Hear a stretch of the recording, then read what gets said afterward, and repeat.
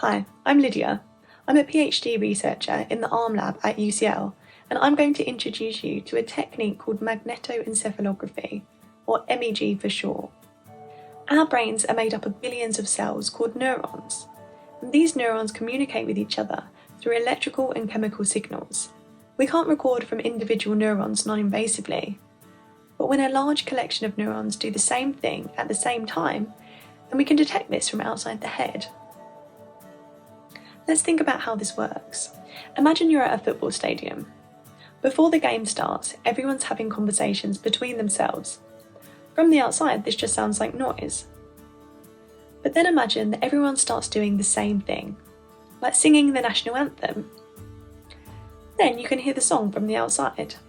This is similar to what happens inside the brain. Large collections of neurons work together to perform specific functions.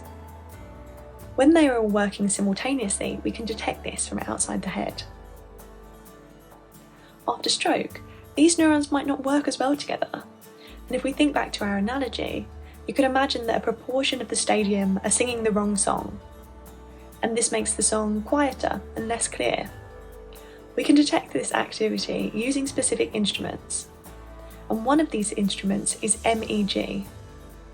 In our case, we're particularly interested in using MEG to study how neurons work together after stroke, and also how recovery and rehabilitation help to reinstate some of their original function. Now I'm going to walk you through how we record MEG at UCL. The MEG scanner is located at the Wellcome Centre for Human Neuroimaging at Queen Square. If you were to participate in MEG research, you'd be met here by a researcher who would take you downstairs to the MEG scanning room. This building is equipped with elevators so that everyone can access the scanning room. Once here, you'd be asked to remove all metal on you and sit inside the MEG scanning chair. It would be important that you made yourself comfortable, as the participant has to sit as still as possible during the recording.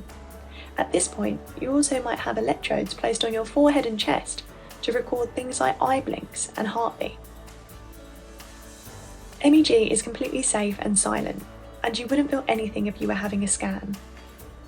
However, anyone with a cardiac pacemaker or metal implanted in their upper body would not be able to have a scan, as this would cause interference. Typically, we record the brain at rest, where you'd be asked to look at a cross on the screen and relax, or while you perform a task. Depending on the focus of the research, the task could include movements, detecting items on a screen, or interpreting language.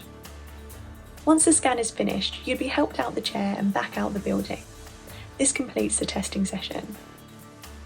MEG enables us to record brain activity at millisecond precision, and this allows us to study brain dynamics.